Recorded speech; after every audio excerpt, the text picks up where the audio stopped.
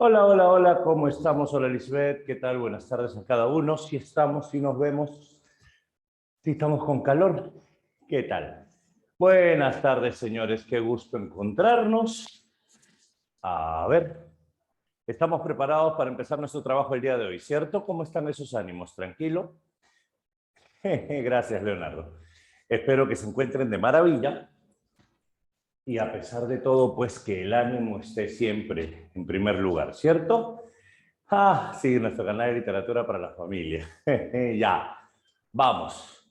El escritor Rodolfo Inostroza tiene un poemario que se llama Consejero de Lobo. Y en Consejero de Lobo hay un poema llamado Horacio. Y el poema comienza así. Se han detenido, Horacio, las flechas en medio de su vuelo, haciendo alusión a la crisis de los misiles. Se han detenido, Horacio, las flechas en medio de su vuelo. Diríamos que fue lo mismo con tu examen de admisión. Se han detenido, Horacio, las flechas en medio de su vuelo. El tiempo se ha detenido, todo se ha congelado. Así que vamos a seguir preparándonos. Vamos a seguir preparándonos porque igual el tiempo va a ser corto. Si se ha detenido el tiempo, Horacio, ¿quién es? ¿Quién será Horacio? Pues el Horacio de Hamlet, el Horacio poeta, ¿quién sea ese Horacio? Bueno, la cosa es que las flechas se han detenido, Horacio, así que ya sabes, Horacio eres tú. Vamos, si se te han detenido las flechas, aprovechemos. O acuérdate del cuento El milagro secreto de Borges, donde Jaromir Hladic le rogó tiempo a Dios para acabar su libro. Y cuando estaba frente al pelotón de fusilamiento, las flechas, o en este caso las balas, se detuvieron. Y Dios le regaló el tiempo para acabar todo el libro. Y una vez que acabó de escribir en su mente el libro, se paró frente a las flechas y simplemente dijo, y el personaje salió y tiró la puerta. Fin. Y las balas siguieron su curso, ¿cierto? Algo así ha pasado acá, así que relájate. Y sí, Leonardo, las preguntas del examen de admisión estaban sumamente fáciles. Sobre todo porque sí se cumplió lo que decía San Marcos. El prospecto había cambiado totalmente. Y sí, vino de todo. Qué bueno que hayan hecho Perfect. Vamos a seguir haciendo Perfect, pues porque ese es el objetivo. Si es que tú ya postulaste e ingresaste, tú sabes que lo vas a volver a hacer. Y si tú no has postulado, y si tú has postulado, perdón, y no lograste ingresar, ahora sí, pues ahora es tuya. Vamos con calma, ¿sí? Vamos a aumentar cantidad de ingresantes. Más fácil que quinto, ok. A ver, te cuento. Si hablamos nosotros acerca, ¿qué dice? Ya, no sean crueles. Si hablamos acerca de literatura, ¿y hay algún concurso de poner fotos de los profes como perfil? Porque veo varios profes siempre en sus perfiles. Están haciendo un concurso, una bienal, a ver quién tiene al profe más simpático. ¿Cómo es el asunto, no? Me sorprende. Vamos a hacer hoy un panorama en Confesiones Gómez, un panorama de literatura peruana, una miscelánea, mejor dicho. Ahora sí, por fin, voy a hacer repaso de verdad y no anual acelerado. Ya no voy a hacer un anual acelerado, sino repaso de verdad. Vamos a hacer miscelánea, vamos a explicar y vamos a ver que esto es facilito. Pulir detalles nada más. ¿Qué quieren teoría? Si ya se acabó la teoría, ya no tenemos más canciones, como dicen los músicos. Ya no tenemos más canciones. Vamos. A ver, descuida que siempre va a haber teoría, por algo estoy garabateando. Escúchame. Vamos a trabajar, maltrátenme. Ya para eso está tu. Y para eso está tu ex. A ver, vamos a plantear nosotros algunas ideas importantes. Vamos a calcular el tiempo y vamos a trabajarlo de esta manera. Escúchame, si hablamos nosotros acerca de literatura peruana, lo que quiero recordar es ya no, pues, el panorama rápido, porque acuérdate que el panorama lo hicimos en dos triadas. El panorama lo hicimos como venía antes en el prospecto y luego como vino después, y quizás como que no lo unificaste. Entonces, con la miscelánea de hoy, vamos a hacer un panorama de toda literatura peruana para poder desarrollar los ejercicios. Pero vamos a ubicarnos qué fue primero, qué fue después y qué características encontramos. ¿Listo? Vamos a tratar de llenar toda esta pizarra. Planteamos algo rápido. Si hablamos nosotros de literatura peruana, tú sabes que Perú lo partimos en 3, ¿cierto? ¿Te acuerdas de esto?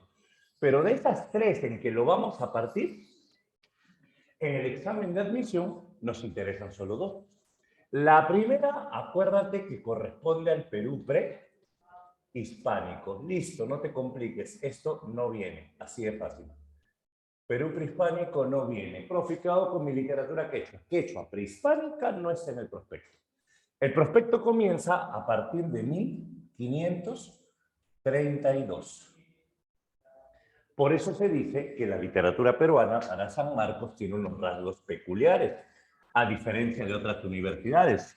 Por ejemplo, para literatura peruana, en San Marcos, ¿qué hice cuando vino Yantay? Oh, claro, perfecto. Escúchame, si hablamos nosotros de literatura peruana, lo primero que voy a considerar es que la literatura peruana es heterogénea. ¿Qué significa heterogénea? Se expresa de manera oral, se expresa de manera escrita y distinta a ello. Segundo, la literatura peruana es multilingüe. Puede haber discurso quechua, puede haber discurso en español. La literatura peruana es inclusiva, discursos marginales, discursos dominantes.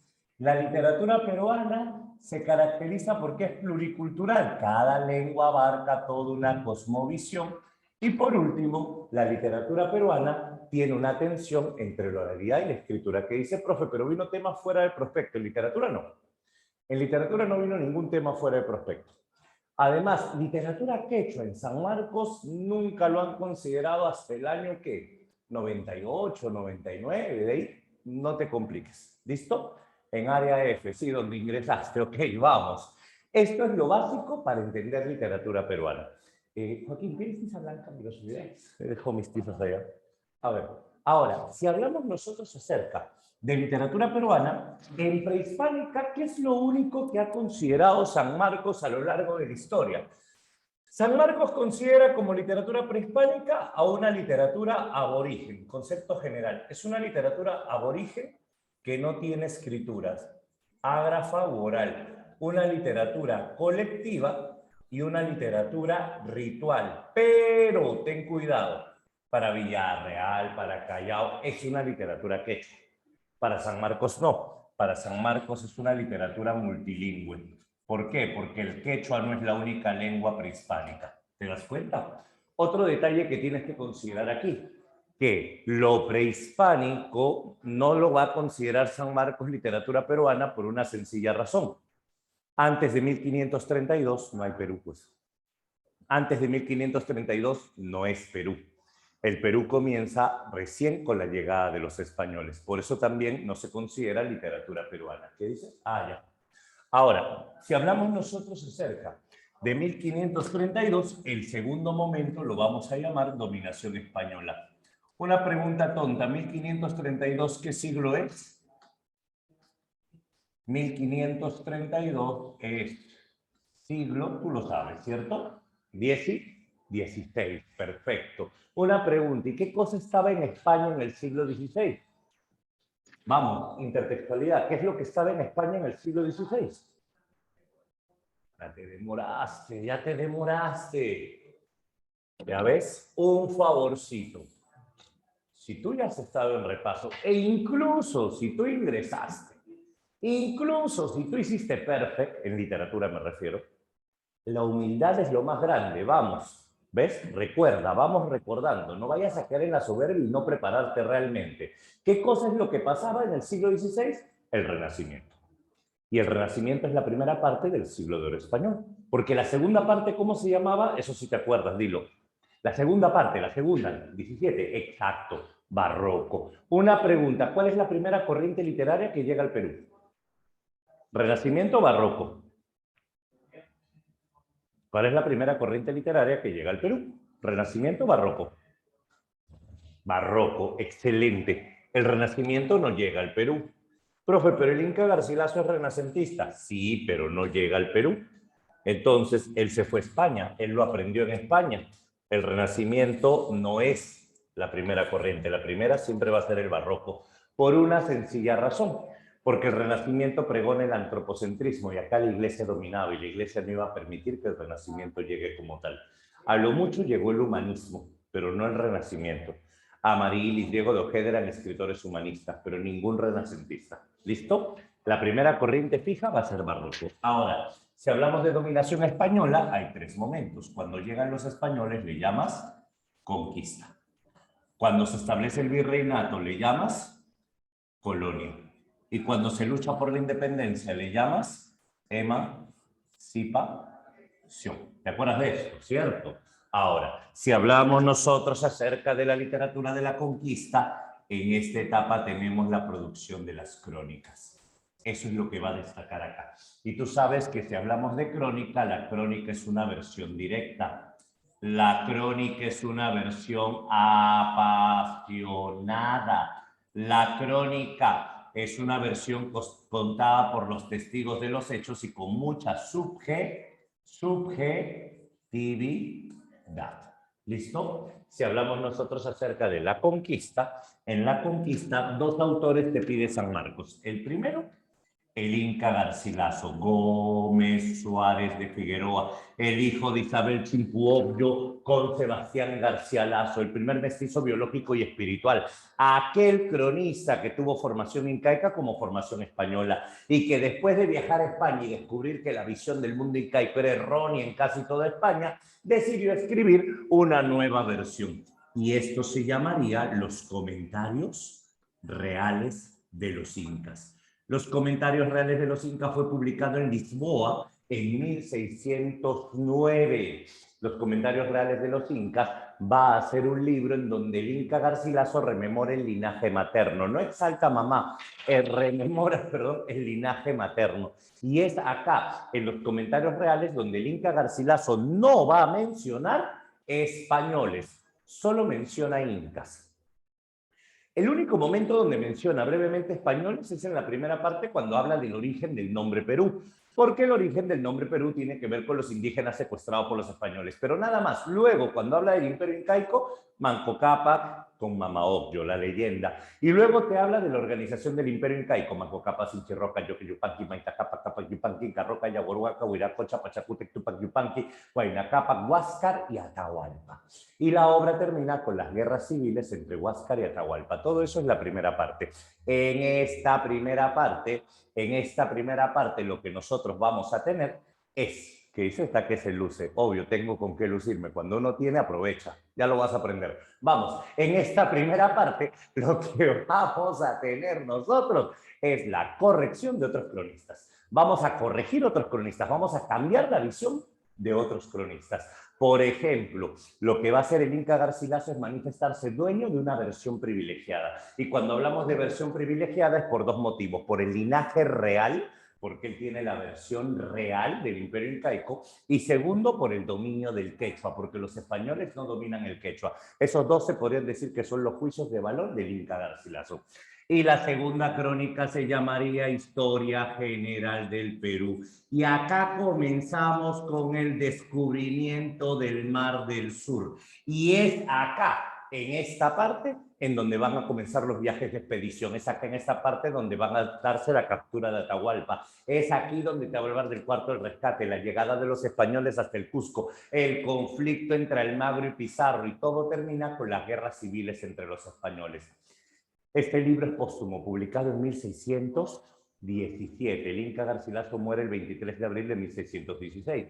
Y como este libro fue publicado en 1617, este libro igual tenía un propósito. El propósito de la segunda parte, ¿cuál era? Si en la primera parte es linaje materno, la segunda parte es reivindicar el origen de su padre, reivindicar sobre todo la versión de su padre. ¿Qué es lo que dice su papá? Lo que pasa es que de su papá se decía que era un encomendero y él dice no, mi papá no es encomendero. Y eso es lo que se propone en este segundo libro. ¿Estamos bien acá?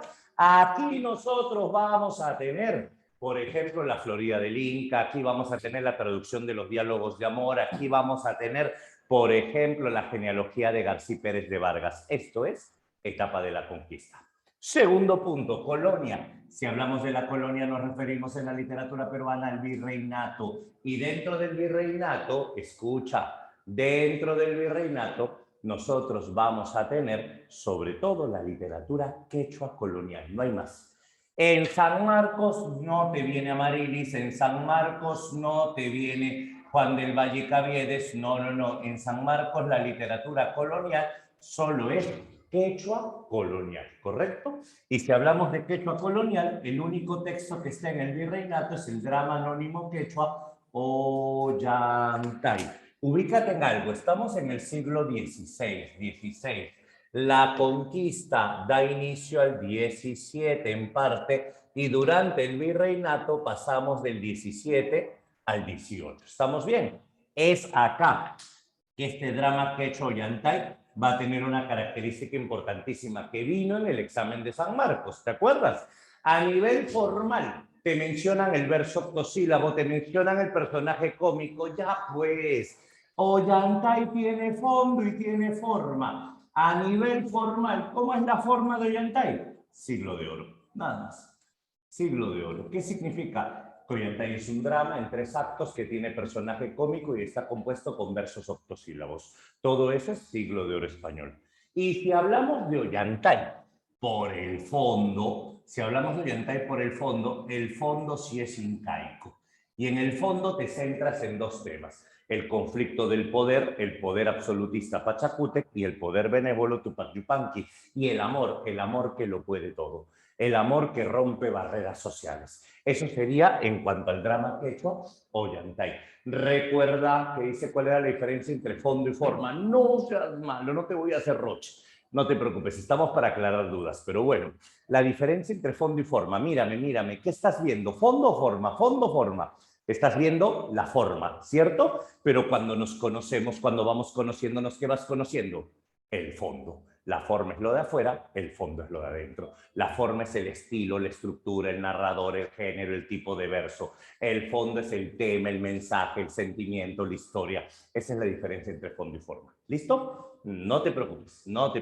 Vamos. Siguiente. Si hablamos nosotros del drama quechua Ollantay, 3, 2, 1, de nada. Primer acto. Ollantay preocupado porque quiere ver a Cusicoy Urhuilcauma, que le dice, ¿tú tienes amores con la hija del Inca? No, no soy yo. Y le dice, aprovecha la confianza y díselo. Mi señor, estoy enamorado. Cásate pues, le dice el Inca. Es que temo que la mujer que amo no me acepte. ¿Y por qué no te va a aceptar? Es que no soy noble. Ningún hombre podrá decir que no eres noble si trabajas para mí. ¿Quién es el padre? Es usted, ¿no? Y en ese momento comienza la lucha, en ese momento comienza el conflicto. ¿Dónde radica precisamente el conflicto? El primer acto va a llegar a su clímax cuando Ollantay se revele. A su hija no le hará nada, porque si tengo que enfrentarme al mismísimo demonio con mis hierbas, lo he de vencer. Y entonces el Inca va a tener un rebelde. Primer acto. El segundo acto. Durante el segundo acto, el Inca está enviando a Rumiñahui a que aplaque a Ollantay, pero no puede. Y en este segundo acto, Ollantay se revela con todo el antisuyo. Como Inca, hasta Mascaipacha le van a poner. A Cusicoirru le encierran en el Ayahuasi y la pequeña Imazuma crece sin saber quiénes son sus padres. El segundo acto termina cuando Ollantay va a ser engañado por Rumiñahui, va a caer capturado y Imazuma va a descubrir quién es su mamá. En el tercer acto, Ollantay va a ser llevado hasta el Inca Tupac Yupanqui, Pachacútec ha muerto. Y Tupac Yupanqui lo va a perdonar. Tupac Yupanqui lo va a nombrar encargado principal del Cusco. Y en ese momento va a decir, póngale sus trajes, póngale sus medallas. Y de pronto le dice, ahora que eres noble, cásate con quien quieras. Pero señor, es que temo que la mujer que amo no me acepte. Porque temo que ya esté muerta. Y en ese momento aparece Imazuma, diciendo, ayúdeme, señor, mi mamá es hija del Inca, dice que está encerrada. ¿Cómo se llama tu mamá, niñita? Se llama Cusicoyur. Y los que ayer eran enemigos, Ollantay y Tupac Yupanqui, corriendo juntos a verla. Y en ese momento, cuando la liberan, Ollantay abraza a Cusicoyur, Ollantay conoce a su hija, se abrazan los tres, el Inca no puede dividir esta unión, un guardia viene a avisar que se rebelaron en el Collao. Y cuando se rebelaron en el Collao, Ollantay dice, señor, denme un ejército, yo le traigo la cabeza del enemigo. ¡No! Hace años que no peleas, hace años que no estás con tu familia. Yo no te voy a separar de ellos, el que va a la guerra soy yo. Y al final de la obra, Ollantay se queda con su esposa, con su hija y como encargado final del Cusco. Eso es literatura colonial. Fin de la segunda parte. Tercera parte, vamos. Si hablamos de emancipación, con la emancipación tenemos el paso hacia el siglo XIX, del 18 al 19. Vamos, no te distraigas. En la emancipación tenemos la presencia de una corriente literaria llamada neoclasicismo. En la emancipación llegó el Perú la ilustración, en la emancipación llegó el Perú el racionalismo. La emancipación es la lucha por la independencia. Algo que tengo que considerar y que a veces lo considera San Marcos es la doble audiencia. ¿Qué significa? En la literatura de la emancipación al criollo le escribo con odas y al indio le escribo con fábulas. Eso se llama doble audiencia. Es aquí, en esta etapa de la emancipación, donde aparece el panfleto, el tono panfletario. Y es en esta etapa donde vamos a estar Hipólito Unanue, Juan Pablo Vizcarra y Guzmán, José Baquijano y Carrillo, Faustino Sánchez Carrión, que los ves en historia. Pero aquí con nosotros vamos a hablar de Mariano Melgar Valdivieso. Mariano Melgar Valdivieso, acuérdate, poeta, prócer y mártir de la independencia.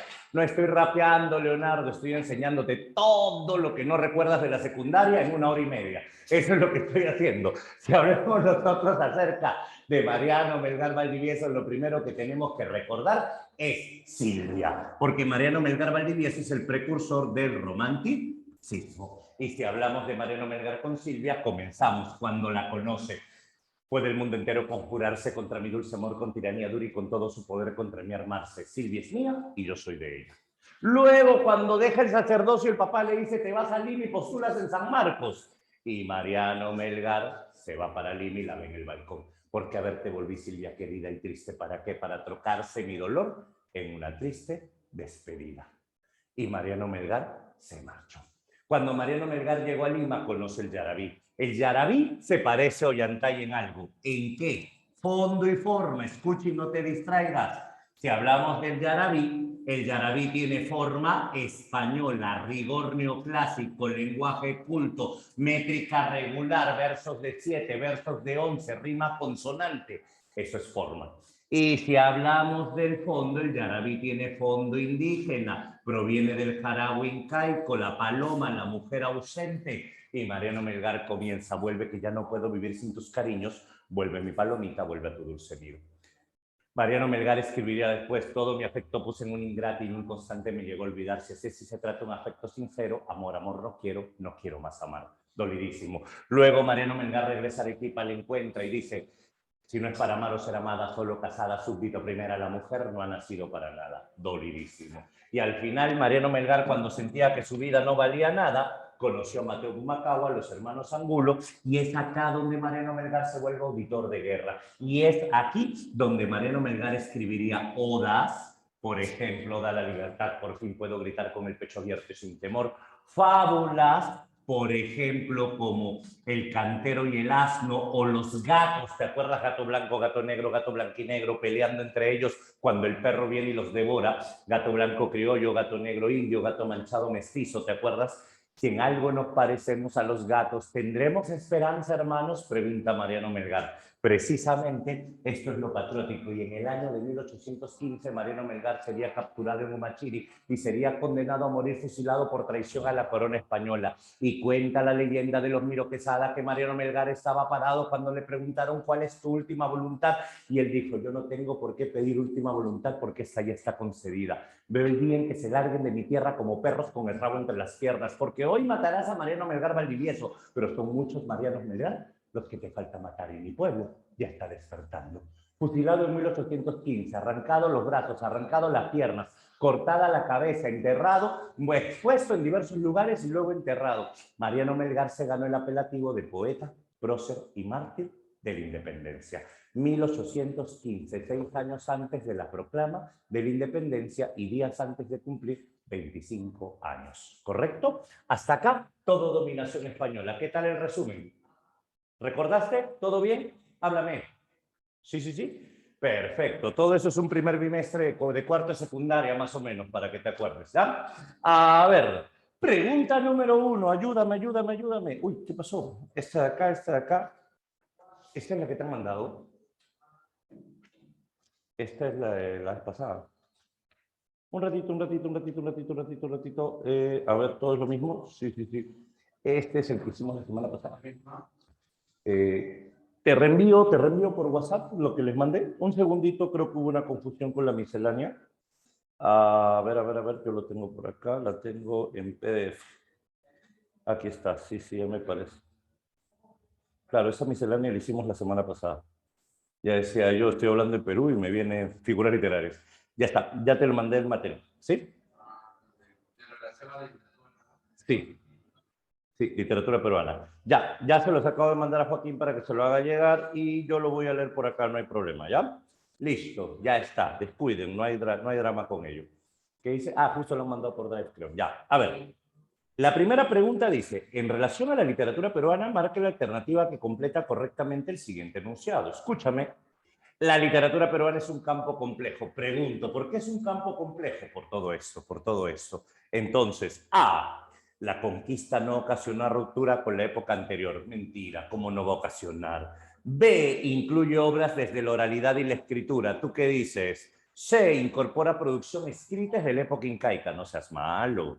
D, carece de producción literaria en lenguas aborígenes. No, pues, la única clave posible de la 1, lo que pone por acá, es la letra B. ¿Por qué? La literatura peruana es compleja porque es oral y escrita, ¿cierto? 2, sobre Ollantay. Ollantay se casa clandestinamente con Cusicoyo. ¿Tú qué dices? Claro, antes de que empiece la obra ya están casados. 2, el sumo sacerdote Piquichaqui, sacerdote, no, es el cómico, falso. Inmediatamente tu cerebro ya hizo, ¿qué cosa? Canceló la C, canceló la D, sabe que la tercera es verdadera, así que no va a perder tiempo leyéndole y de frente se va a la 4. Rumiñahui, astuto general, capturo y antay, verdadero, listo, ya salió la clave, dímela. Avión. Así lo haces en el examen, ¿cierto? Más práctico. 3, ten cuidado, no leas el texto. Si tú, por ejemplo, recién estás empezando acá, recuerda, nunca comiences por el texto, vas a terminar leyéndolo 2 veces. Vea la pregunta. De acuerdo con el anterior fragmento extraído de Historia General del Perú, pausa, tu cerebro está organizando información.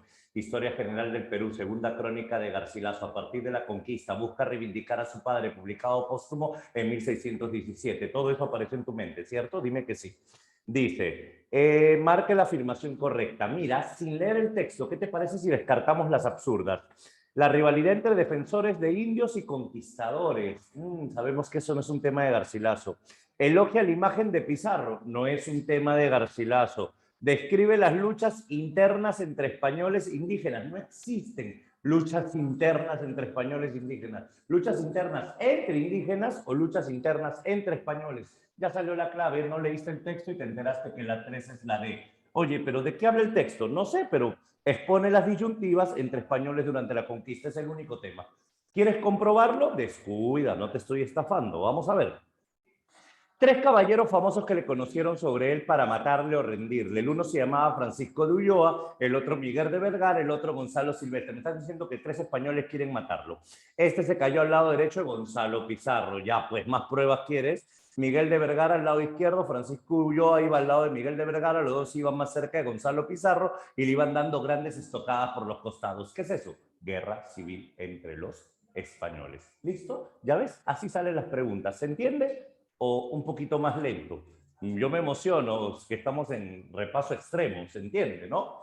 A ver, pregunta 4, ¿está bien? Sí, no, porque tienes que saber esto. Oye, Joseph, saca esa foto, pues vamos a poner mi cara ahí ya. Ok. En Comentarios Reales de los Incas, obra de vasta proyección indigenista, lo histórico representa la intención fundamental. Mira la pregunta, mira la pregunta. Los comentarios reales con vasta proyección indigenista, ya, eso es floro. Acá viene la pregunta. Lo histórico es la intención fundamental, ¿cierto? Es la intención fundamental. Y lo literario, dime, ¿el Inca Garcilaso qué clase de cronista es? ¿Soldadesca o humanista? ¿El Inca Garcilaso es un cronista elaborado o es un cronista tosco? Háblame, háblame. Tú sabes que las crónicas de la soldadesca son las primeras. El Inca Garcilaso es un cronista que sí es renacentista, porque él viaja hasta España todavía. El Inca Garcilaso tiene una elaboración. Cuando tú lees la crónica de Garcilaso, lo histórico es importante, pero lo literario también, porque es muy esteticista. Busca la clave. Se limita a representar, comunicar los acontecimientos. La A sería si fuese crónica de la soldadesca. Él no es crónica de la soldadesca. ¿Se impone al objetivo histórico debido a la alta calidad de su escritura? Parece que sí. Se aleja de la tonalidad elegiaca y dramática. No, si es recontra dramático, elegiaco es fúnebre, es recontra. Brinda veracidad al recuento de los hechos en base a la fantasía. O sea, la fantasía brinda veracidad. ¿Estás consciente de lo que dice la D? La fantasía brinda veracidad. Es absurdo. Dime la clave. Ya salió. ¿Qué está diciéndote la pregunta 4? Que el Inca Garcilaso es un escritor elaborado. Nada más. 5. ¿Qué tema se destaca en los versos de Yarabí 11 de Mariano Melgar? A ver, dime, ¿podemos intentarlo sin leer el poema o no? Lo intentamos. Igual lo voy a leer, ¿ya? Pero lo intentamos. Tú sabes los temas de Melgar. Acuérdate los temas de Melgar. El tormento provocado por celos. ¿Melgar habla de celos? Nunca. Se va la A. La congoja por la muerte de la amada. Siempre ponen eso y nunca es clave. Silvia no está muerta, está feliz y con él. Está feliz con él, casada, con hijos. Silvia no está muerta. El ferviente patriotismo de Melgar puede ser, pero la pregunta dice Yarabí. ¿El Yarabí es patriótico o las odas y fábulas? Las odas y fábulas. Entonces la C no es. Listo, la clave es la D, sin leer la pregunta. ¿Estamos bien o no? Vamos a leerla si quieres. Amor inconstante de la mujer amada. A ver qué dice el poema. Mas la quería cruel y severa mi llama ardiente. Me borró impía, calmar debería mi alma ardiente, de pecho vil mi frenesí. Ya pues, estás llorando porque te borró de su vida. Dime qué es eso. Inconstancia. Yo la quería, ella me dejó. Listo, sí es la clave. ¿Te diste cuenta? Ojo, todo esto, como la última separata que hicimos, expresan marcos de diversos ciclos para que te des cuenta cómo es que preguntan. Y el que ha dado examen y el que ha visto los exámenes pasados saben que así viene. No es broma, así viene. Vamos, ándate con bastante moral al examen. 6. La 6, Yarabí. Marque la opción que completa correctamente el siguiente enunciado referido a la obra poética de Mariano Melgar. Los yarabíes melgarianos recogen la emoción indígena. Dime, ¿emoción es fondo o forma? Rápido, tú que me lo preguntaste hace un rato. ¿Emoción es fondo o forma? Respóndeme. Emoción es tema, tema fondo. El yarabí tiene fondo indígena, lo dijimos. Pero a su vez exponen la, ahí tienes que buscar forma. Ahí tienes que buscar forma. La clave es forma. Métrica, estilo culto, depurado, neoclásico, rigor neoclásico, algo parecido. La C me dice por interno alguien. A ver, ¿los demás están de acuerdo? Sí, otro me dice por interno la C. Ya van 3, 4 que me dicen la C. A ver. No puede ser verosimilitud. Melgar no tiene eso en los yarabíes. No puede ser racionalización. Melgar no tiene eso en los yarabíes. Claro, la forma es influencia de la lírica culta porque es neoclásico. Muy bien, la clave era la C. Facilito. Y con eso son las preguntas hasta donde estamos. ¿Está bien hasta acá? Cuéntame, cuéntame. Siento, sospecho, corrígeme Joaquín, ¿hay alumnos nuevos acá? Joaquín, ¿hay alumnos nuevos acá que nunca he enseñado o no? No, porque hay algunos que pareciese como si no les he enseñado. Ya. Dicen, no, no hay nuevos, ¿no? Obviamente no hay nuevos. Entonces, tú ya sabes cómo trabajamos, tú ya sabes cómo hacemos. No es que me han estado preguntando algunas cosas que eran muy obvias, pero ya. Vamos. ¿Qué dice? Ya. Ahora, no entraban a clases, ya todo tiene sentido. Ahora, hasta acá tenemos la primera parte, ¿correcto? Ahora vamos a la segunda parte. La segunda parte tiene que ver con Perú del siglo XIX. Avanzo Perú del siglo XIX, hacemos preguntas. Luego avanzo Perú siglo XX y hacemos las demás preguntas. ¿Te parece? Vámonos entonces al siglo XIX, vámonos a la proclamación de la independencia. En el año de 1821, a partir de este momento, el Perú es libre e independiente por la voluntad general de los pueblos y por la justicia. ¿Qué dice? Profe, ¿tiene sótano? ¿De qué están hablando? Ya. ¿Tiene sótano? Bueno, ya, ahora sí. Por eso te preguntaba. Ahora, bueno, volvamos. A partir de 1821 comienza la tercera y última etapa. ¿Cuál es la tercera etapa de la literatura peruana? La etapa republicana. Si hablamos nosotros acerca, sí, yo también creo lo mismo. Si hablamos nosotros acerca de la República, con la República vamos a recordar. Ayúdame. Tú tienes que conocer el prospecto de pies a cabeza. En el siglo XIX, ¿cuántos capítulos hay? Háblame, en el siglo XIX, ¿cuántos momentos tiene la literatura peruana? Ya los estás contando en tu mente. Dímelos. No tengas un rol pasivo. 8, siglo XIX, he dicho, siglo XIX. Estás contando, imagino, hasta el 20. Exacto, Kiara. 3. Solo 3 momentos, siglo XIX. Si hablamos del siglo XIX, vamos a ponerlo aquí, ¿ya? El primer momento le vas a llamar costumbrismo, ¿cierto? Facilito. El segundo momento le vas a llamar romanticismo. Y el tercer momento le vas a llamar realismo. Son los tres únicos momentos del siglo XIX. Descuida que para el siglo XX voy a borrar para hacerlo de nuevo porque no voy a apretarlo todo acá, ¿ya? No te preocupes, tan salvaje no somos. La pizarra no está tan grande. A ver, vamos a recordar esto. Si hablamos del siglo XIX, desde aquí en realidad, ¿ya? Desde aquí en realidad vamos a tener lo que se conoce como la literatura peruana del siglo XIX. Pero este siglo XIX tiene una característica. Quiero que veas esto para que lo entiendas. Cuando llegaron los españoles comenzamos a imitar a España, ¿cierto? Obvio, no va a ser antes, ¿no? Si cuando llegaron los españoles comenzamos a imitar a España, yo te pregunto, cuando se fueron los españoles dejamos de imitar a España, ¿verdadero o falso? Falso, excelente. ¿Hasta cuándo imitamos a España? ¿Hasta qué corriente imitamos a España? Ya deja la F, dime la respuesta. Nunca, no seas malo, si hemos dejado de imitar a España. ¿En qué corriente literaria dejamos de imitar a España? Bueno, técnicamente la respuesta es correcta. En el realismo dejamos de imitar. Eso significa que imitamos hasta el romanticismo. Porque Ricardo Palma sigue imitando a España. Hasta acá, hasta acá. Todo esto es influencia española. O sea, nos liberamos de España para seguir imitando a España. Técnicamente la respuesta realista no está mal, era la forma como lo planteamos. ¿Por qué? Porque hasta el realismo imitamos a España, es decir, el realismo fue aquella que se cansó y dejó de imitar a España. Ahora, otro detalle que hay que considerar. En pleno siglo XIX hay un suceso histórico que marca mucho la literatura. ¿Cuál es? 1879. ¿Qué pasó en 1879? Ya, pues esto es obvio, la guerra del Pacífico. Así se llama. Guerra del Pacífico. Antes de la guerra romanticismo, después de la guerra realismo. Y aquí la guerra de independencia. O sea, después de la guerra de independencia, costumbrismo. Ya tenemos las tres corrientes. Primer militarismo, Confederación Peruano-Boliviana, ¿cierto? Acá tenemos la Marga, Mar, Orbegoso, Salaverry, Santa Cruz. Acá tenemos el gobierno de Ramón Castilla, prosperidad falaz, auge del guano. Y acá tenemos la reconstrucción nacional. Tres momentos que vamos a considerar. Si hablamos nosotros del costumbrismo, característica del costumbrismo, ironía. Característica del costumbrismo, sátira. Característica del costumbrismo, humor. El costumbrismo se caracteriza por la descripción de personajes tipo, el típico tacaño, la típica alcahueta. El costumbrismo se caracteriza porque tiene una intención moralizadora, influencia neoclásica. El costumbrismo se caracteriza porque describe la realidad superficial, Y dentro de la literatura costumbrista vamos a tener dos medios de expresión.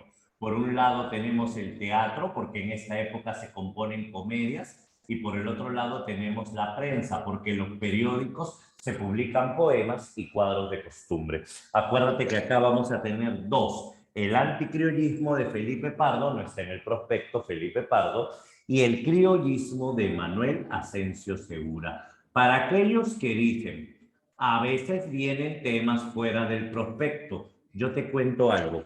Si en el examen de admisión te viene un autor que no hemos hecho, ojo, no estoy haciéndote una apuesta, ni retándote, ni nada. Escúchame bien. Si en el examen de admisión te viene un autor que no hemos hecho, celebra. Exacto, si me conocen. Alégrate, porque la pregunta no es sobre el autor, es sobre esto. La pregunta es sobre esto, características de la corriente. Por ejemplo, creo que la pregunta 7 me pareció haber visto niño bonito. La respuesta no es el niño bonito, la respuesta es costumbrismo. Característica del costumbrismo. Siempre que te vengan autores que no hemos estudiado, alégrate, porque la respuesta es más sencilla de lo que crees. ¿Listo? Si hablamos nosotros acerca de Manuel Asensio Segura, el satírico limeño. Manuel Asensio Segura, el padre del Teatro Nacional. Manuel Asensio Segura, algo que caracteriza, si te viene un fragmento de Manuel Asensio Segura, lo más probable en forma, refranes. En forma, giros criollos. En cuanto a la forma, modismos, formas de hablar de la época. Hija, no sigas que me dé el patatús y me dejas con el Cristo en la boca y esto no se me quita ni con chucaque, ¿cierto? Así escribe Manuel Ascenso Segura. Si hablamos de fondo, en Ñacatita tenemos la historia de la vieja alcahueta casamentera, influenciada por la Celestina y por el sí de las niñas. Pero a diferencia del sí de las niñas, en Ñacatita, Juliana sí se revela. En Ñacatita, Juliana no acata la voluntad de su madre. La mamá quiere que se case con don Alejo, el papá acepta que se case con Manuel. Se arma todo un conflicto donde Ñacatita saca su provecho. Manuel estaba a punto de robársela y es aquí donde el papá los descubre. Y cuando el papá descubre que la mujer estaba a punto de abandonarlo a él, el papá se desengaña. Y es allí donde Alejo pretendía llevársela. El papá lo enfrenta a Alejo y llega don Juan, el Deus ex machina, el Dios en la máquina, y viene a revelar la verdad, que don Alejo es un hombre casado y con hijo. Entonces, el desengaño, ¿cierto? Sobre eso trata Ñacatita, una obra que, por cierto, tiene las unidades aristotélicas: unidad de tiempo, unidad de lugar y unidad de acción. Esto es costumbrismo. El segundo punto que te viene en examen de admisión es romanticismo. Algo que tengo que recordar del romanticismo es la prosperidad falaz. Y es acá donde Castilla aplica la empleomanía y el contrato cultural. ¿Qué significa esto? La empleomanía tiene que ver directamente con los trabajos que se ofrecían a los escritores y el contrato cultural con que si tú trabajas para el Estado no puedes criticar al Estado. El realismo peruano, el romanticismo peruano es de una honda subjetividad, emotividad y predomina lo sentimental y lo histórico. En lo sentimental Salaberry no está en el examen y en lo histórico Ricardo Palma. Y si hablamos de Manuel Ricardo Palma Soriano, tú sabes que te pueden preguntar cualquier cosa sobre él. Si te viene Palma y si te preocupa porque él está en el prospecto y te pueden preguntar, libro de historia de Palma, Anales de la Inquisición de Lima. Libros lingüísticos de Palma, americanismos y neologismos. Profe, ¿San Marcos pregunta memoria? No, pero sí te puede poner un fragmento de americanismos y neologismos y al menos algo básico tienes que saber: la defensa del habla americana. Si San Marcos te menciona de las obras de Palma, lo más llamativo va a ser la tradición. Pero cuando hablemos de tradiciones peruanas, tú tienes que recordar que la tradición es una fusión de dos elementos. La tradición tiene parrafillo histórico, la tradición tiene, discúlpame, leyenda romántica, vamos a ponerlo acá. Toda tradición de Palma es la mezcla de una leyenda romántica con un cuadro de costumbres. Así se llama, leyenda romántica más cuadro de costumbres. O sea, tiene algo de costumbrismo y algo de romanticismo. ¿En qué sentido? En que vamos a tener ironía, sátira, humor, pero con el pasado. Y recuerda que toda tradición de Palma tiene tres elementos. Toda tradición de Palma se ambienta en una época del Perú, la mayoría en la época virreinal. Toda tradición de Palma te cuenta una anécdota con ironía, con diálogo con el lector, con humor, te habla con coloquialismos, con refranes, y toda tradición de Palma tiene un parrafillo histórico o digresión histórica. Y el parrafillo histórico o digresión histórica tiene que ver con el efecto de veracidad. El parrafillo histórico es el dato preciso que hace que la tradición sea más creíble. En el año tal, en la ciudad de tal, hace que la obra sea más creíble. Esto sería romanticismo. Y después de la Guerra del Pacífico tenemos realismo. Si hablamos nosotros acerca de la literatura realista, lo primero que voy a recordar es que el realismo es anti. En contra de la iglesia, anticlerical. En contra del romanticismo, antirromántico. En contra de la influencia española, antiespañol. El realismo es nacionalista agresivo. El realismo es anarquista y en el realismo vamos a tener la revaloración del indio, porque es en el realismo donde nace el indianismo de tipo paternal. Ya está. Dentro de este realismo, nosotros vamos a tener a Manuel González Prada, el sibarita, el apóstol de la muerte, autor de Páginas Libres. Pero un momento, algo que te puede preguntar el examen es, ¿de qué cosa es precursor González Prada? González Prada es precursor del modernismo. ¿Qué significa esto? González Prada renovó la poesía, importó estrofas como el triolet, el rondel y la balada alemana.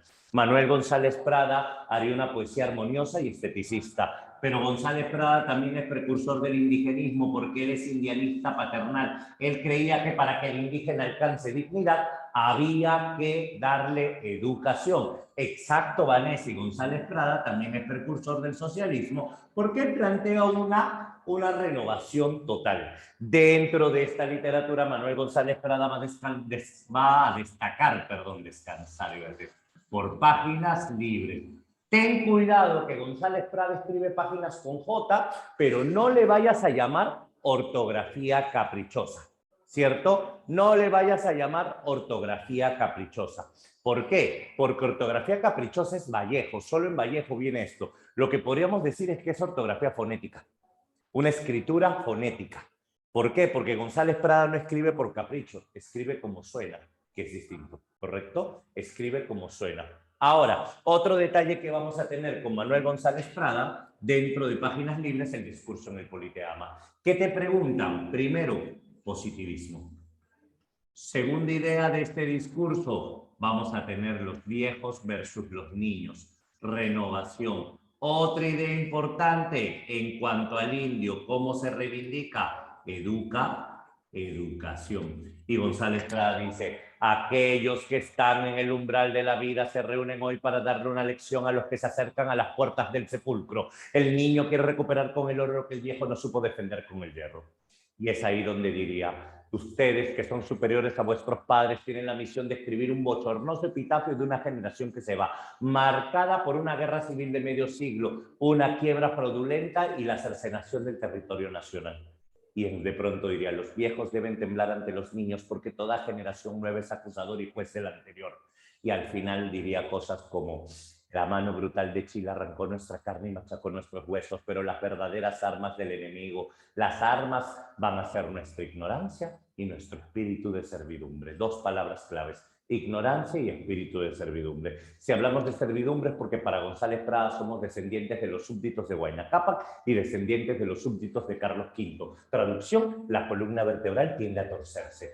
Y cuando habla de ignorancia, la ciencia, ciencia positiva, ciencia del siglo. Y es ahí donde dice, hablo, señores, de la libertad para todos, especialmente para los más desvalidos. No forman el verdadero Perú las agrupaciones de criollos extranjeros ubicados en la faja entre el Pacífico y los Andes. El verdadero Perú lo forman los más de 300.000 indios diseminados en la banda oriental de la cordillera. 300 años que el indio rastrea las capas inferiores de la civilización, siendo un híbrido con los vicios del bárbaro y sin las virtudes del europeo. Enseñadles siquiera a leer y escribir y veréis que en un cuarto de siglo se levanta o no a la dignidad de hombre. Educación. A vosotros, maestros de escuela, toca galvanizar una raza que se adormece bajo la tiranía del juez de paz, del cura y del gobernador. La Trinidad embrutecedora del indio. Eso precisamente es Páginas Libres. Y en esta obra de reconstitución y venganza no contemos con los hombres del pasado. Los troncos viejos y añosos ya produjeron sus flores de aroma deleterio y sus frutos de sabor amargo. Hombres nuevos, frutos nuevos. Los viejos a la tumba, los jóvenes a la obra. Y si hablamos de Clorinda Mato de Turner, hablamos de un indianismo paternal, un indianismo anticlerical, en contra de la Iglesia. Hablamos sobre todo del abuso de las autoridades civiles y eclesiásticas. Hablamos del abuso de autoridades civiles y eclesiásticas. Y sobre todo, ahorita vamos a llegar a eso ya en ese siglo XX, y sobre todo acá, la imagen del indio como el ser desprotegido, el ser sometido, el ser humillado. Aves, ¿cierto? Los esposos marín que apoyan a los indios yupanqui en el pueblo de Quilla, sobre todo por el trío diabólico, el cura, el juez y el gobernador. Esto es siglo XIX. Lo que vendría después sería siglo XX. Te lo presento, lo borro y ahorita lo explico. Dime las corrientes del siglo XX. Todo comienza con modernismo. Luego sigue postmodernismo. Luego sigue vanguardismo. Luego sigue indigenismo. y urbanismo. Esta sería nuestra última parte. Pero ya con lo que te acabo de explicar, tenemos un resumen hasta finales del siglo XIX. ¿Estamos bien? ¿Hacemos las preguntas? ¿Te parece? Sí, sí, sí. Claro, urbanismo, vanguardismo, indigenismo, urbanismo. Muy bien. A ver, te explico. Ah, no, no está acá, perdón. Ya. Nos quedamos en la pregunta número, ¿qué número era? La 7, sí. La 7 vamos a hacerla. Hicimos hasta la 6. Ahí está, ya lo vi. Ahora sí, vámonos a la 7. A ver, ¿qué nos dice la 7? Determine qué característica del costumbrismo está presente en el siguiente fragmento de Un viaje escrito por Felipe Pardo y Aliaga. Ya. Vamos a leerlo. ¿Por qué? Porque Felipe Pardo y Aliaga no está dentro del prospecto, así que el fragmento tiene que ser una característica del costumbrismo. Así viajaban nuestros abuelos. Así viajarían, si se determinasen a viajar, muchos de la generación que acaba. Muchos de la generación actual, perdóname, ya decía yo por qué no veía, perdón, ahora sí.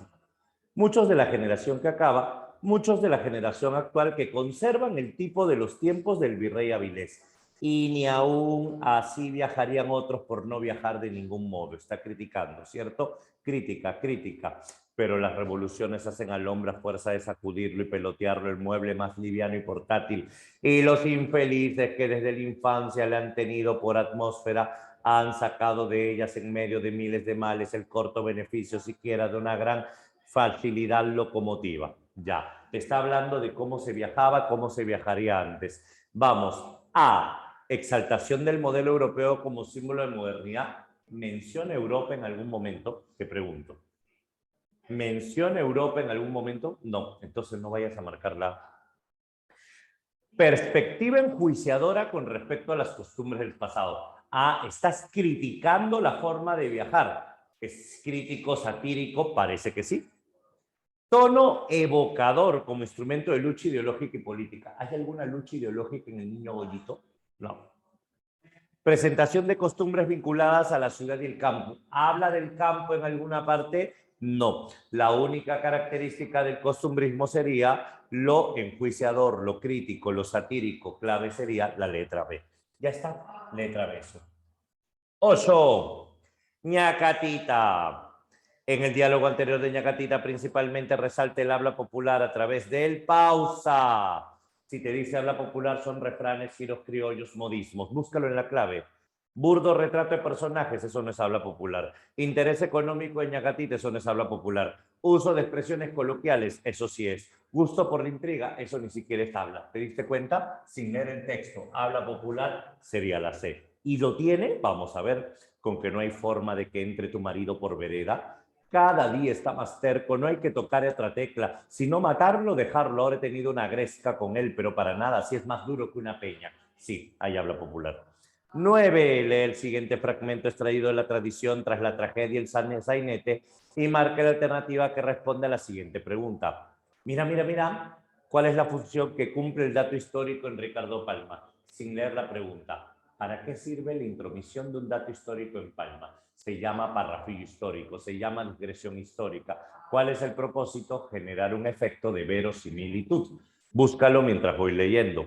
Pues señora, ya por los años 1814 había en Lima un maestro de escuela llamado, ya ese 1814 ya te dio la respuesta, verosimilitud. ¿Dónde está la clave?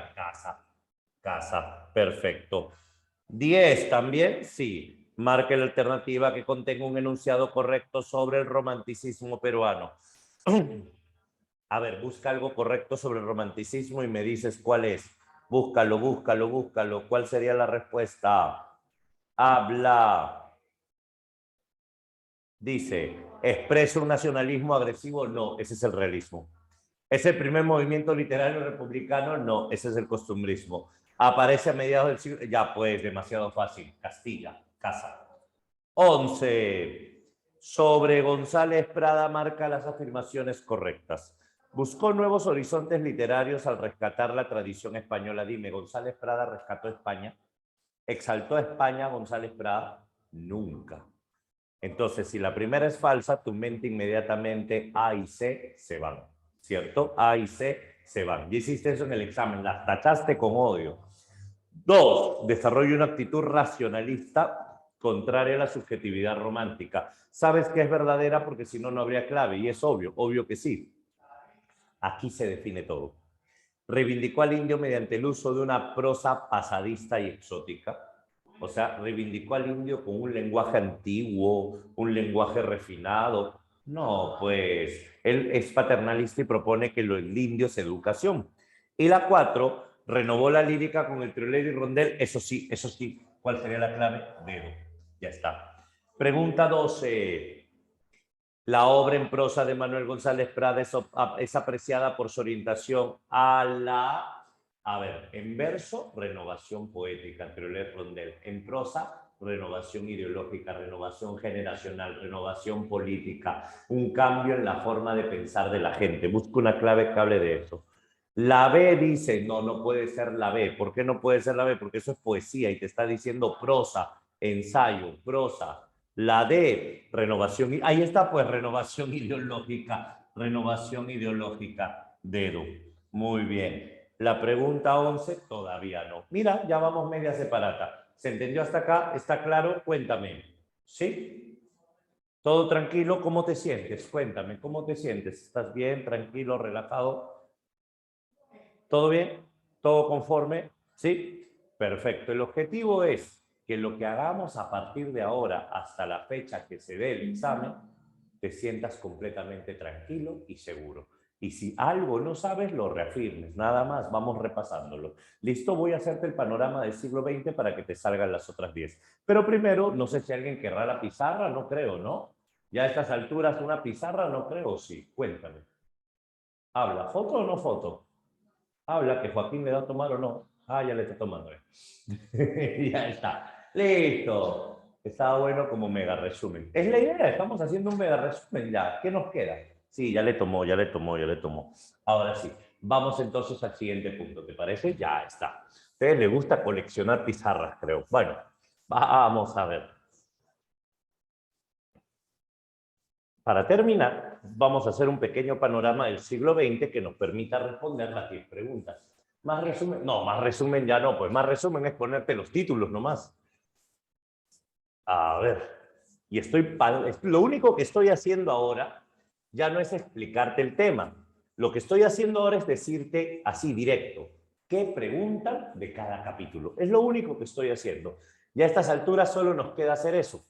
Es decir, lo único que te estoy enseñando es, como dicen ustedes, telepatía, telequinesis, no creo, ¿no?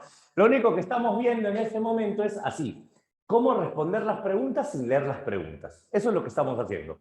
Lo único que planteamos es, si te viene este autor, que tú ya sepas qué es lo que te van a preguntar sobre él. Es que, fuera de bromas, así resolvemos las preguntas. Cuando a mí me das una pregunta, yo al toque ya, a ver, Ciro Alegría, si la pregunta es de fondo, viene esto, si la pregunta es de forma, viene esto. Veo, a fondo, entonces esto. Eso es lo que estamos haciendo. Eso es lo que vamos a hacer en este super repaso o repaso extremo. Simplemente enseñarte así de frente qué es lo que tiene que venir sobre cada autor. Te planteo la línea y vamos a ver qué preguntas vienen. ¿Ya? Es que recuerda que los exámenes de admisión no son difíciles. Siempre y cuando manejes el contexto. No son difíciles. Vamos a ver.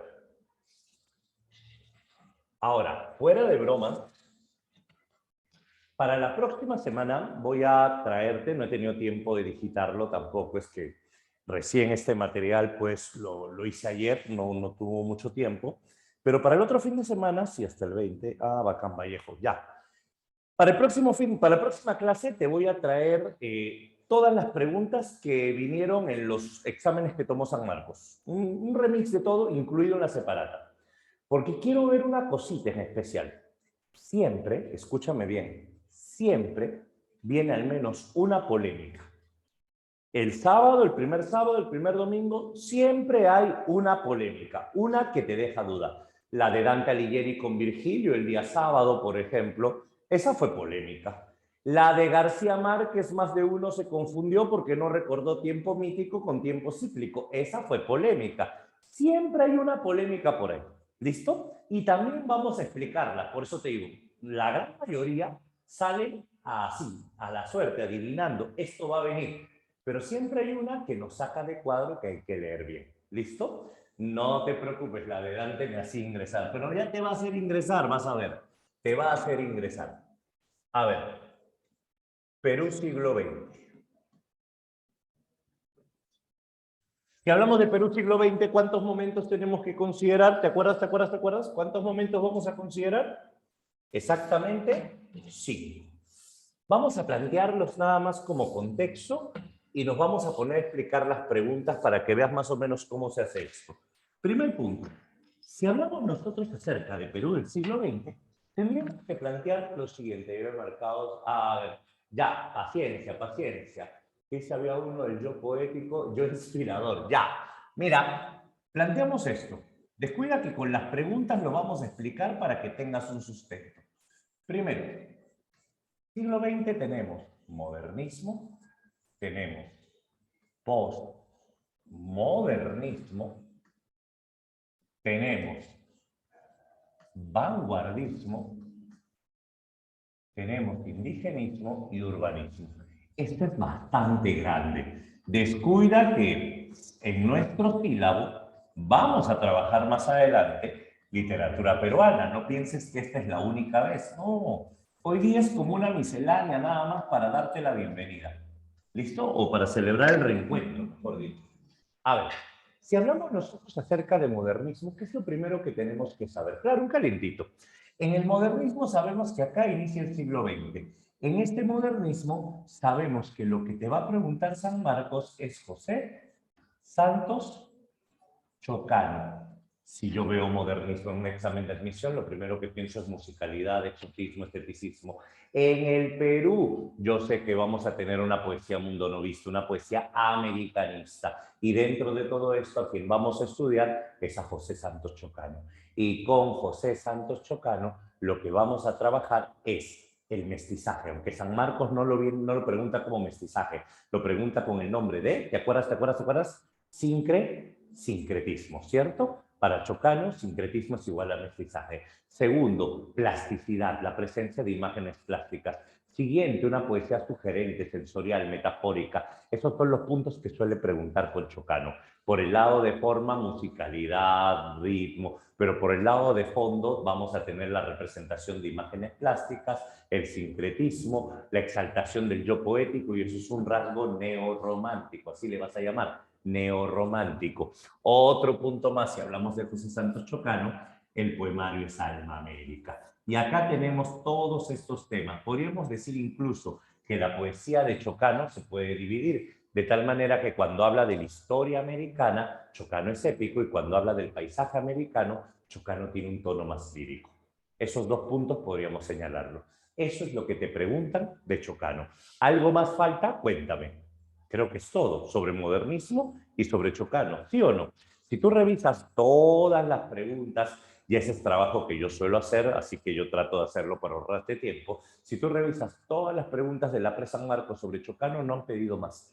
Además, Chocano se incorporó a la Pre-San Marcos recién en el ciclo 2018-1.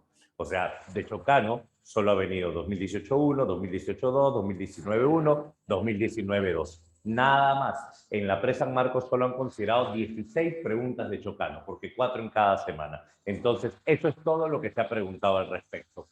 Siguiente punto. Si hablamos nosotros sobre posmodernismo, acá recuerda que tenemos primero el movimiento Colónida, que nace con la revista del mismo nombre, Abraham Valdelomar. Si lees movimiento Colónida en el examen, ¿qué cosa piensas? Antiacademicismo, está en contra de los intelectuales soberbios, en contra de las castas literarias, estos linajes pues de grandes escritores que llevaban décadas.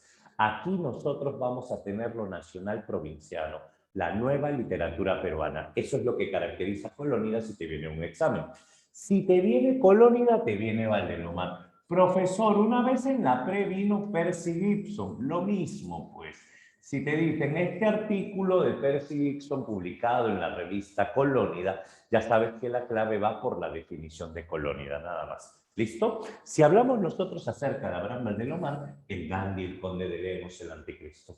Con Abraham Valdelomar nosotros vamos a tener, acuérdate, primero, el hogar provinciano, primera idea. Segundo, vocación, siempre vocación en la infancia.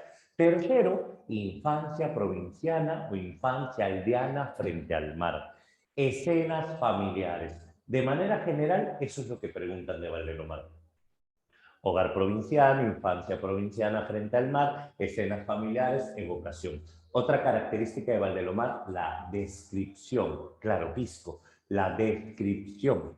Sobre todo, Valdelomar va a tener preferencia por los narradores personajes, a veces protagonistas, a veces testigos, narradores personajes. Y es esto lo que vas a ver, por ejemplo, en El Caballero Carmelo.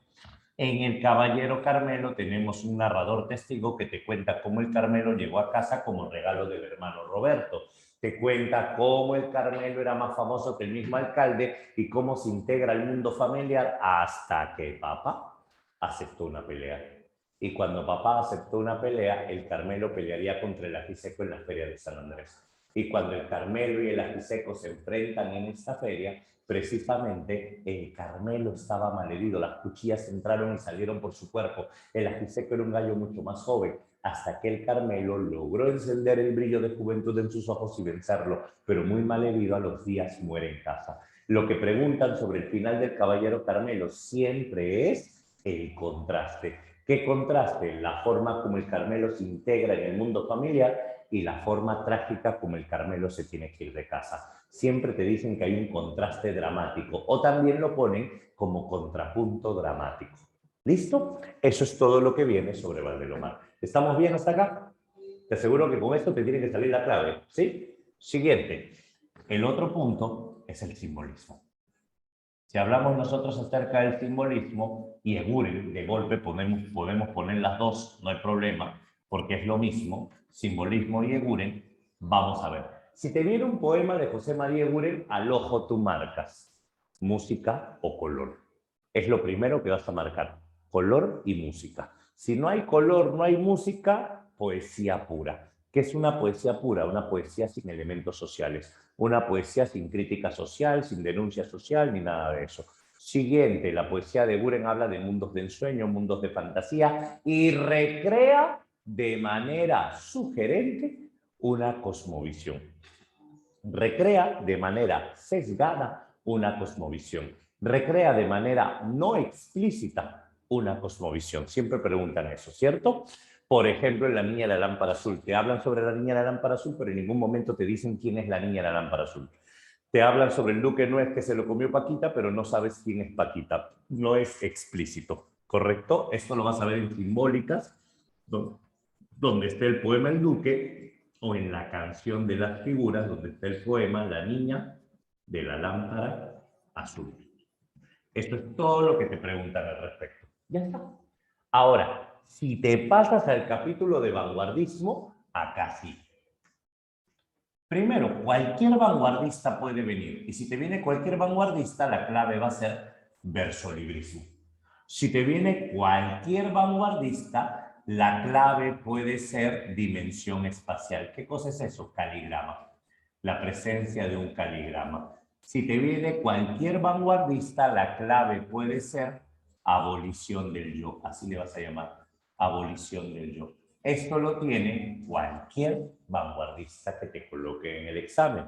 Pero si te colocan a César Vallejo, acá cambia el asunto. Con Vallejo hay bastante información. La ventaja que tienes es que siempre San Marcos coloca el libro de donde proviene el poema. Y eso te da una pista. Y si no lo colocase, también. ¿Por qué? Porque el estilo se delata. Por ejemplo, si hablamos de Vallejo, Vallejo comenzó siendo modernista. Etapa de iniciación de Vallejo, etapa rubendariana, musicalidad, hogar provinciano, dolor personal, infancia provinciana, eso es modernismo. Y acá tú tienes Los Heraldos Negros, publicado en 1918, etapa modernista, dolor personal. Por eso acá Vallejo evoca la infancia. ¿Qué estará haciendo Aramendín y Dulce Rita? Heme aquí sentado en el viejo pollo de la casa, que dice, no del todo, hijo. Me preguntan por interno, Anónimo me pregunta, Cuando hablamos de abolición del yo, ¿es que no hay narrador en primera persona? No. ¿Por qué? Porque el único género que tiene narrador es el género épico. Y cuando yo hablo de abolición del yo, me refiero a la poesía. La poesía no tiene narrador. ¿Qué es? Se parece en parte a lo que has dicho, pero se parece. ¿A qué me refiero con abolición del yo? A que la mayoría de poemas siempre estaba en primera persona. Todos los poemas están en primera persona, pero no se llama narrador, se llama yo poético. Abolición del yo significa que voy a hacer un poema social. Abolición del yo significa que voy a protestar con mi poesía, significa que voy a buscar un cambio con mi poesía. A eso se le llama abolición del yo. ¿Listo? Otro detalle, si hablamos del modernismo, acá eran los negros, dolor personal, infancia provinciana, hay golpes en la vida tan fuertes, yo no sé, lenguaje sugerente, predominio de metáforas, perfecto. Eso es heraldos negros. Comúnmente lo que más preguntan son las otras dos etapas. ¿Cuáles son las otras dos etapas? Vanguardismo. Dime, por favor, las claves de una pregunta si te viene un poema de Trilce. Vamos, te leo. Dime las claves. No quiero la pregunta, quiero la respuesta. Marca la clave. Dice Vallejo. ¿Qué tema se afirma del poema X de Vallejo de Trilce? Dime, ¿qué claves son las que tienes que buscar? Vamos, entrena. Ya te demoraste. Dime al menos una clave. Cada quien diga una y son distintas mejor. Neologismos, muy bien. Caligrafía, ortografía dirás, ortografía. Caligrafía es letra bonita, letra fea. Ortografía caprichosa, muy bien. ¿Qué más? Otro. ¿Qué más encuentro? Soledad, sufrimiento, cárcel, ¿cierto? A nivel de fondo, la cárcel. Muy bien. ¿Qué más? ¿Qué más? Falta. Un par al menos. ¿Qué más puede venir? La madre. Verso libre, exacto, muerte de la madre, muy bien. Neologismos, ya estaba. ¿Ruptura de qué? ¿Te acuerdas? ¿Ruptura de qué? ¿Ruptura de qué? ¿Qué vamos a romper en Trilce? La sintaxis, excelente, la sintaxis. Una más. Y vamos a tener el caligrama. ¿Cómo se le llama el caligrama? Algunos caligramas tiene Vallejo, muy pocos, pero tiene. ¿Cómo se le llama? Dimensión espacial del poema. Listo. Yo te pregunto, ¿en Trilce habrá un lenguaje sugerente? No. ¿En Trilce hay metáforas corporales? No. ¿Hay paralelismos? No, no pertenecen a esa etapa. Por eso, siempre aprender la etapa. Ahora, y si hablamos del socialismo de Vallejo, acá tenemos dos poemarios. El poemario vinculado con la Guerra Civil Española, España, aparta de mí este cáliz. La solidaridad, la soledad, la muerte, el poema Masa sobre todo, ¿cierto? El poema Masa. Y el que más te interesa es poemas humanos. Por favor, dime características de poemas humanos. Siempre viene. Características de poemas humanos. Rápido. Ya te demoraste. Póstumo, ya, esa no es una característica, pero bueno. Lenguaje cotidiano, ahí está. Metáforas corporales, perfecto. Paralelismos, versos que tienen la misma estructura o comienzan con las mismas palabras. Además de paralelismos, ¿qué otra? Oposiciones, que son como las antítesis, o son antítesis prácticamente. Muy bien. La persona en sí, ya el dolor, sí, pero el dolor universal, sobre todo la pobreza, perfecto, muy bien. Y con eso te salen todas las de Vallejo. Con eso te salen todas las de Vallejo, profe, y si no lo he leído, no es necesario. Lo que tienes que hacer ahora es afinar tu lectura. Es decir, hacerte el hábito de leer, porque si lees dos líneas y no descubres lo que estás leyendo, eso ya no es problema del curso, eso es problema de quien lee. Entonces, por ahí eso tienes que afinar. Si hasta ahora te has dado cuenta que lees y te cuesta entender, pues tienes un mes para practicar lectura en cantidad. ¿Correcto? Vamos a ver. Ya tenemos vanguardismo. Los neologismos, Trilce, sí, neologismos son palabras inventadas, eso es Trilce, muy bien. Ahora, si hablamos del indigenismo, vamos a algo rápido. Dos características fundamentales del indigenismo. Primero, la revaloración del indígena. Y segundo, la imagen veraz. ¿Qué cosa es esto? La verosimilitud. La verosimilitud. Si hablamos nosotros de indigenismo, sabemos que su antecedente es el indianismo. Ajá, acá conocemos realmente al indígena, claro que sí, por eso verosimilitud. Y acá vamos a mencionar un indigenismo ortodoxo, que es un indigenismo positivista, en donde vamos a tener las dos primeras miradas. La primera mirada es la de Enrique López Albújar, de Lejitos. La primera mirada en donde se rompe con el indianismo. Es la primera mirada en donde voy a hablar de sus costumbres, voy a hablar del indígena de carne y hueso, pero con algo de prejuicio todavía, como está en Cuentos Andinos. Pero ya por primera vez estoy hablando del indígena. El segundo es Ciro Alegría, y con Ciro Alegría ya me meto en la mente del personaje. Con Ciro Alegría ya comienzo a meterme en la mente del personaje, un mayor conocimiento, una mayor subjetividad. Con Ciro Alegría, claro, cuerpo y mente, denuncia social, regionalismo. Con Ciro Alegría vamos a tener el conflicto gamonal contra indígena. Esto sí es algo que vamos a tener que verlo con mayor detalle. Y acá tenemos El mundo es ancho y ajeno. Ambos son ortodoxos. ¿Por qué? Porque ambos tienen una mirada externa. En cambio, el neoindigenismo es aquel que desarrolla una mirada interna. No es indígena, pero desarrolla una mirada indígena, una mirada del indígena, claro, un cuerpo y alma, espiritualidad, sobre todo espiritualidad. Acá está José María Arguedas. Y si hablamos de José María Arguedas, hablamos de la cosmovisión indígena, hablamos de la mirada mítico-mágica del hombre andino, mítico-mágica del hombre andino, el animismo, y esto lo vamos a ver con los ríos profundos. ¿Listo? Esto es prácticamente lo que vamos a considerar brevemente. Ahora, las preguntas no hablan ni de indigenismo ni de urbanismo. Si miras la separata acaba acá con Vallejo. Acaba con Vallejo, pero estoy mencionando para que sepas. ¿Por qué? Porque si yo te voy a hablar de indigenismo y urbanismo, la clase tendría que extenderse mucho más, porque cada uno tiene bastante información, sobre todo porque debido al cambio de admisión se ha añadido bastante sobre cada uno. Sí, él vive la realidad del hombre andino, claro que sí, aunque no es andino. Si hablamos de urbanismo, tenemos el 50, el 60 y el paso del 70 al 80. En el 50 solo te voy a mencionar a los autores para que los recuerdes. Julio Ramón Ribeiro. Algo bien curioso. Si te viene una pregunta de la palabra del mudo, a nivel de fondo se parece mucho a que te venga una pregunta de Blanca Varela.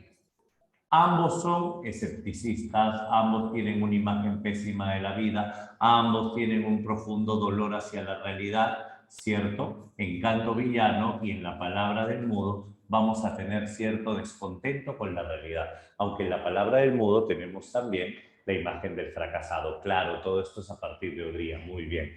En el 60 está Mario Vargas Llosa, y con él más se habla del boom, las técnicas de vanguardia y la novela total, y especialmente Conversación en la Catedral. Recuerdo que lo último que hicimos la semana pasada fue un doble tempo de Conversación en la Catedral, ¿cierto? Como para cerrar esa idea. Y si hablamos del 70-80, la imagen del ángel caído. Edgardo Rivera Martínez, el autor de El ángel de Ocongate. Esta metáfora del migrante que pierde sus alas, el migrante que pierde su condición divina por viajar a la capital, ¿cierto? Ahí lo tenemos. Ahora sí, con esto lo que vamos a hacer nada más es revisar las preguntas e ir entendiendo un poco cada una. Vamos a ver más o menos qué es lo que suelen preguntar en los exámenes, vamos a ver más o menos qué es lo que vamos a tener. ¿Listo? A ver, listo, dale una ojeada a las preguntas, vamos a ver, está facilito, sí se puede, sí se puede, sí se puede. A ver, se me movió el archivo. Aquí está. A ver, ¿qué tenemos que hacer?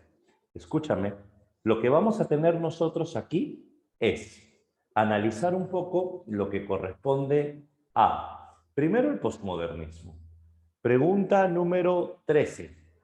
De acuerdo con los versos citados del Árbol del Cementerio de Abraham Valdelomar, se puede afirmar. Ya, si tú lees El Árbol del Cementerio, lo primero que vas a imaginar acá es provincia. Y si tú lees provincia, lo primero que vamos a tener acá es teatro. perdón, discúlpame, dramaticidad, quise decir. ¿En qué sentido la dramaticidad? Por ejemplo, en la idea de la evocación, la nostalgia, la melancolía. Eso es lo que vamos a tener acá. Entonces, bajo esto, nosotros podríamos plantear lo siguiente. La clave puede salir sin siquiera leer el texto, creo. Vamos a ver. Menciona recuerdos del hogar provinciano. No, esa puede ser. No lo he leído todavía. Evoca con tono nostálgico el mundo de la infancia. La A y la B son correctas para Valdelomar. ¿Expresa la angustia por la ausencia de la madre? No. ¿Rechaza la subjetividad? No. La A y la B son temas de Valdelomar. ¿Qué hacemos? Leemos el texto. No el suspiro de la ola cuando rueda, a morir en la playa desolada. No está mencionando la casa, está mencionando la provincia. Ya salió la clave.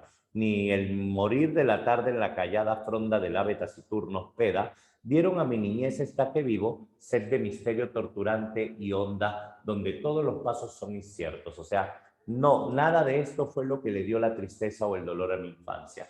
Entonces, ¿qué fue? Fue del panteón, el árbol pensativo en cuya fosca impenetrable fronda anidaban las aves de los muertos.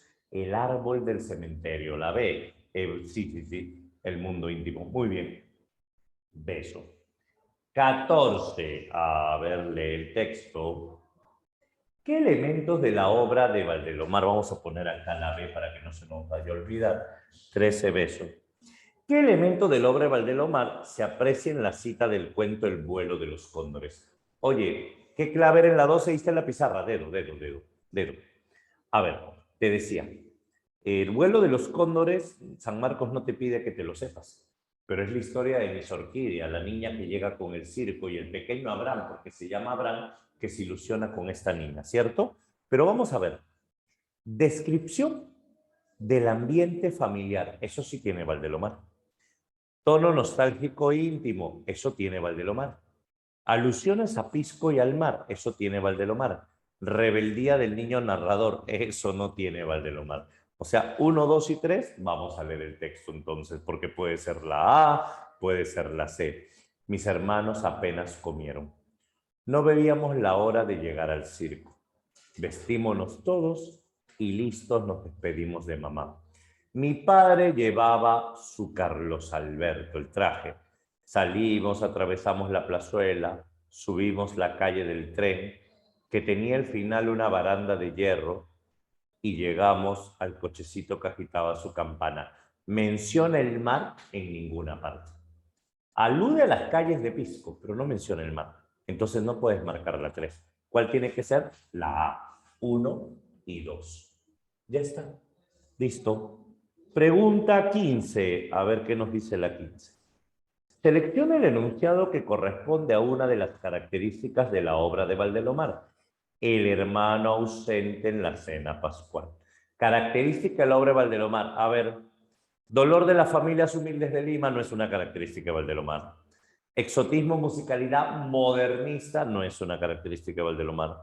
La algarabía de las fiestas patrias es cena pascual, es Navidad, no es una característica de Valdelomar. El recuerdo e intimidad de la vida familiar, ¿ya ves? Sí se cumple. La misma criada pone sin dejarse sentir la suculenta vianda y el plácido manjar. Pero no hay alegría ni afán de reír que animaran antaño la cena familiar. Y mi madre, que acaso algo quiere decir, ve el lugar del ausente y se echa o se pone a llorar. ¿Cierto? Dedo. 16.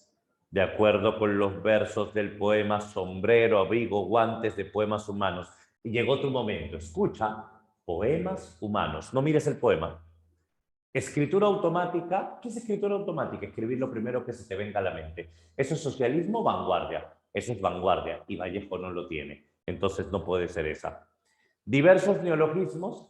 Es estrilce. Eso es falso. Te está diciendo poemas humanos. Paralelismos y oposiciones. Puede ser la clave. Imágenes corporales. Uy, tienes la C o la D.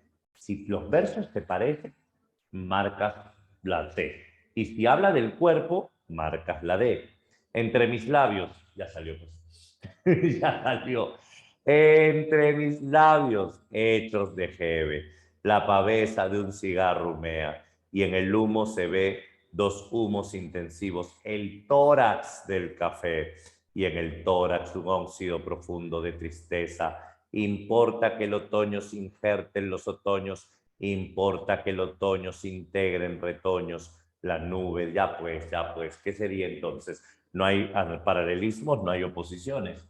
Sería metáforas corporales. Perfecto. Pregunta 17. Oye, lo primero que yo veo, mira, no sé tú, pero a mí me llamó el ojo. Parece que hay paralelismos en la 17 o no. Sin leer el poema, ¿ves paralelismos o no? Eso, esa, esos, esa, estas. Al ojo es paralelismos. Se nota que es de poemas humanos. Ah, no, es de Trilce. Ah, caramba. En los versos de Trilce de Vallejo. Entonces, no puede ser paralelismos la clave. No lo hemos leído. No puede ser paralelismos. Busca una clave que sea de Trilce. No te van a poner San Marcos, no te va a poner paralelismos en Trilce. No lo va a hacer. Jamás. Busca una clave que sea de Trilce. Si leer el poema, objetividad, jamás. Realismo, Trilce realista, no. Máquina, sí tiene esto, pero solo en un poema que dice 999.999 calorías, trum, rum, rap, chas, donde dicen que este trum, rum, rap, chas alude a una máquina. Pero no es que habla de la máquina, no es que habla. Y la D moderniza la poesía, verso libre al ojo. Eso es vanguardia. Vamos a ver. ¿Cuál mi explicación? Esto me lacera de tempranía.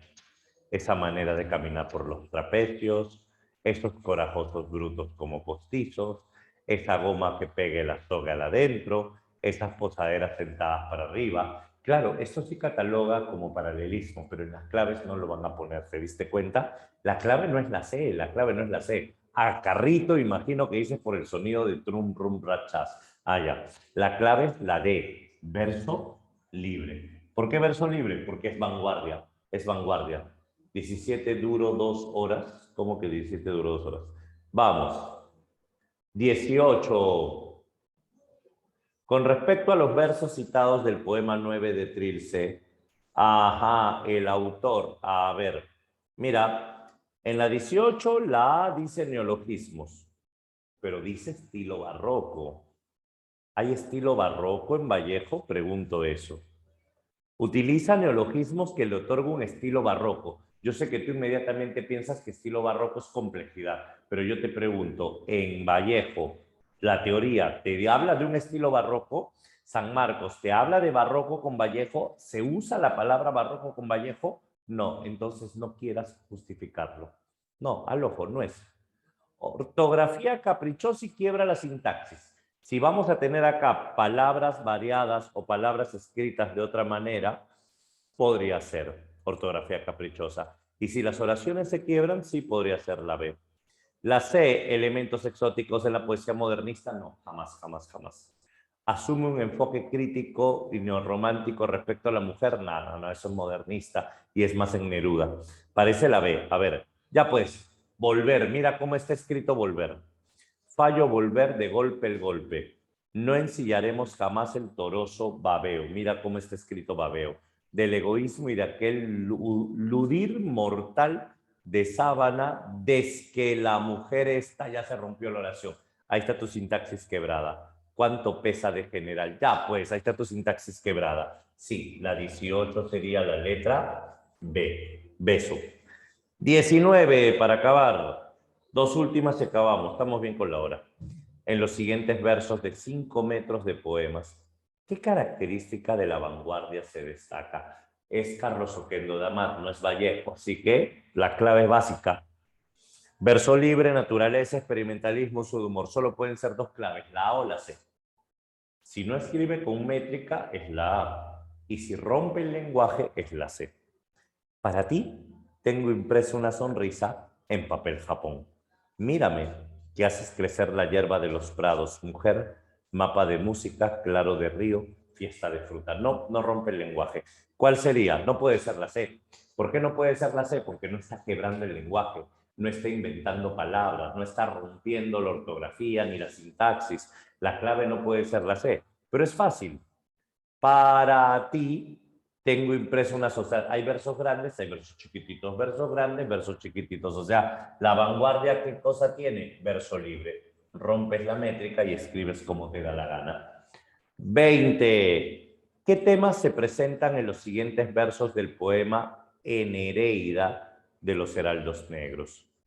Mi padre, apenas en la mañana pajarina, pone sus 78, años, sus 78 ramos de invierno solar, se apagó la cámara, el cementerio de Santiago untado en alegre año nuevo está a la vista. ¿Cuántas veces sus pasos cortaron hacia él? Joaquín, la cámara.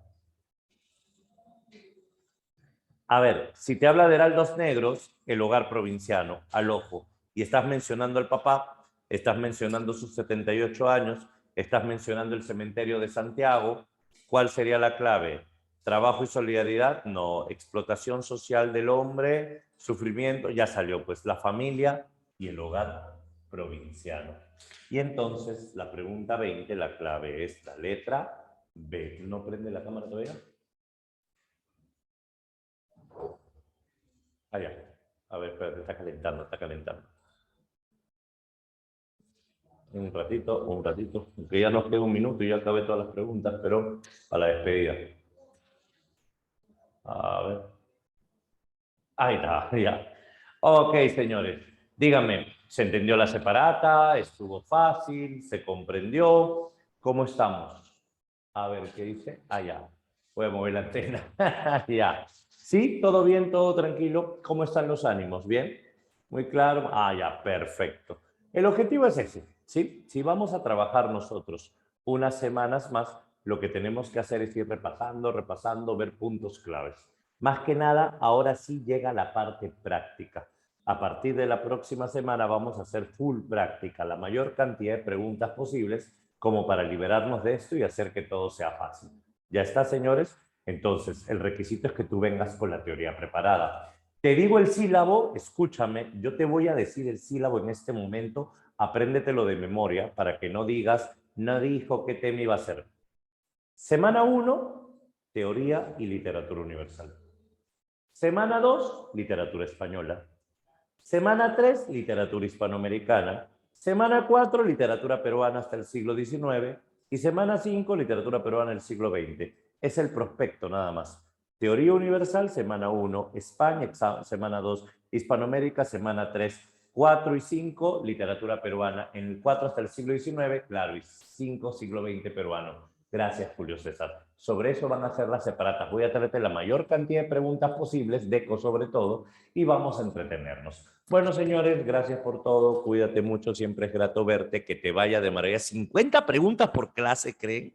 50, ¿tú crees que vas a hacer 50 por clase? Yo estaba pensando en 30, pero vamos, si quieres pongo 35, ni para ti ni para mí. ¿Listo? Ok, vamos a pasarla leyendo nomás. Listo, señores, gracias por todo. Cuídense mucho. Muchas gracias. Bien, muchachos. Es un día de... Nos vamos a acostumbrar a este nuevo horario.